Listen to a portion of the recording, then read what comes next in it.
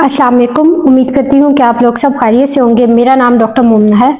अक्सर पेशेंट ये सवाल आके बार बार करते हैं कि प्रेगनेंसी में कितने अल्ट्रासाउंड करवाने चाहिए और कब करवाने चाहिए और ये करवाना क्यों ज़रूरी है। ये सब कुछ बताऊंगी मैं आपको आज के इस वीडियो में कि अल्ट्रासाउंड प्रेगनेंसी में कब करवाना चाहिए और कितने करवाने चाहिए। अक्सर पेशेंट आके ये सवाल करते हैं कि हम प्रेगनेंसी में कितने अल्ट्रासाउंड करवाएंगे तो वो हमारे लिए काफ़ी होंगे।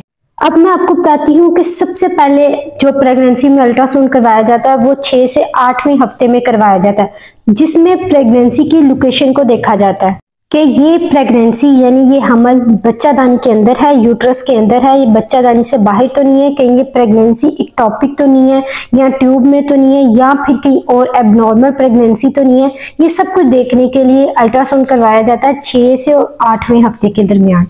और इसी अल्ट्रासाउंड में बच्चे की हार्ट बीट भी देखी जाती है। डॉक्टर आपको इस अल्ट्रासाउंड में ये भी बता देते हैं कि बच्चे की हार्ट बीट आ रही है या नहीं।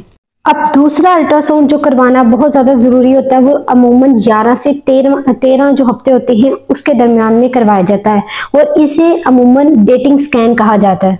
इस स्कैन का फायदा ये होता है कि अगर आपको अपने लास्ट पीरियड्स की डेट याद नहीं होती तो ये अल्ट्रासाउंड, ये स्कैन आपकी जो प्रेगनेंसी की डेट होती है, प्रेगनेंसी की ड्यूरेशन को कैलकुलेट करने में हेल्प करता है। उसके अलावा प्रेगनेंसी के एंड पे जब लास्ट मंथ चल रहे होते हैं उस टाइम पे अगर प्रेगनेंसी की डेट और प्रेगनेंसी की ड्यूरेशन को कैलकुलेट करना हो तो उस टाइम पे भी ये डेटिंग स्कैन बहुत ज़्यादा हेल्प करता है प्रेगनेंसी की डेट को कैलकुलेट करने के लिए। उसके अलावा इस स्कैन का दूसरा फायदा ये होता है कि इस स्कैन में बच्चे के अंदर कोई बनावटी खराबी तो नहीं आ गई या आने वाले टाइम पे बच्चे में कोई बनावटी प्रॉब्लम तो नहीं हो सकती, उसको भी देखने के लिए स्कैन करवाया जाता है। अमूमन क्या किया जाता है, बच्चे की गर्दन के पीछे जो जिल्द का हिस्सा होता है उसकी मोटाई को कैलकुलेट किया जाता है, उसकी मोटाई को नोट किया जाता है, जिसको हम नक्कल ट्रांसलूसेंसी कहते हैं। इसी तरह नेजल बोन जो नाक की हड्डी होती है वो मौजूद है या नहीं है, ये सब कुछ देखा जाता है डेटिंग स्कैन के अंदर। ये दोनों पैरामीटर जो मैंने आपको बताए हैं ये बच्चे के अंदर कोई क्रोमोसोमल एबनॉर्मेलिटी जिसे डाउन सिंड्रोम कहा जाता है उसको रूल आउट करने के लिए इन पैरामीटर्स को देखना बहुत ज़्यादा ज़रूरी होते हैं। अगर ये पैरामीटर्स ठीक हैं, ये मौजूद हैं, कंफर्म हो जाए तो इसका मतलब ये होता है कि बच्चे में कोई बनावटी खराबी नहीं है, बेबी बिल्कुल हेल्थी है। और तीसरा अल्ट्रासाउंड जो कि प्रेगनेंसी का सबसे इम्पोर्टेंट अल्ट्रासाउंड है जो कि आप में से किसी को भी मिस नहीं करना चाहिए, उस स्कैन को एनोमली स्कैन कहा जाता है। ये अमूमन 20 से 22 हफ्ते के दरमियान में किया जाता है। एनोमली स्कैन से भी आपको पता लग जाता होगा कि मतलब बच्चे में कोई साख्त की, बच्चे की जो टोटली साख्त होती है उसको देखा जाता है, उसमें कोई प्रॉब्लम तो नहीं आ रही, बच्चे की कोई बनावटी खराबी तो नहीं आ रही।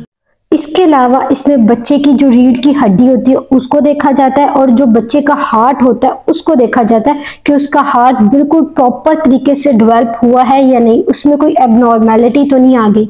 अगर बच्चे के ऑर्गन की डेवलपमेंट में कोई एबनॉर्मेलिटी तो नहीं है, वो बिल्कुल नॉर्मल है, बेबी बिल्कुल हेल्दी है, तो उस चीज़ को, ऑर्गन की एबनॉर्मेलिटी को पिक करने के लिए ये अल्ट्रासाउंड करवाया जाता है जिसे एनोमली स्कैन कहते हैं।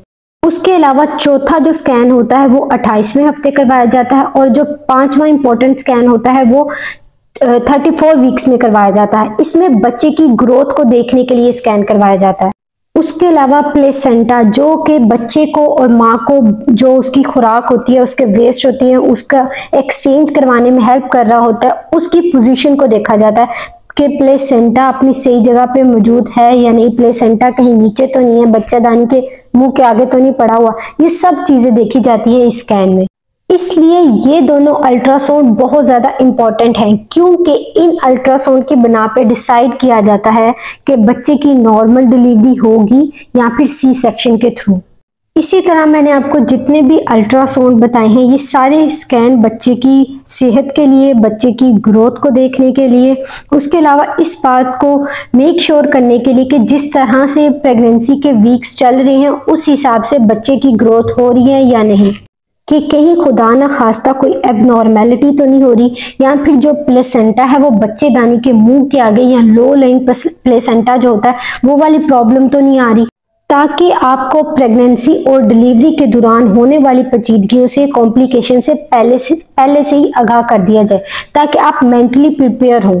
मैं उम्मीद करती हूँ कि आज की ये वीडियो आपके लिए हेल्पफुल रही होगी। अगर आपका इस वीडियो से रिलेटेड कोई भी क्वेश्चन है तो आप मुझसे कमेंट सेक्शन में पूछ सकते हैं, मैं आपको उसका जवाब जरूर दूंगी।